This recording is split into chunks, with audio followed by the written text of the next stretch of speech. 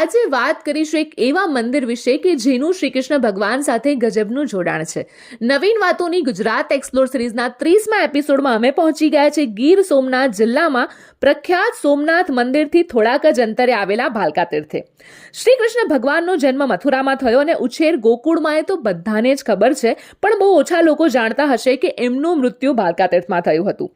આ તીર્થ શ્રી કૃષ્ણ જીવન સાથે જોડાયેલી એક મહત્વપૂર્ણ ધાર્મિક જગ્યા છે. પ્રાચીન ધાર્મિક ગ્રંથો અનુસાર અહીં શ્રી કૃષ્ણ પોતાના અવતારની અંતિમ લીલા નિભાવેલી. લોકકથા અનુસાર એક જરા નામના ભીલ શિકારીએ મૃગ સમજીને તીર ચલાવ્યું જે શ્રી કૃષ્ણ ભગવાનના પગમાં વાગ્યું.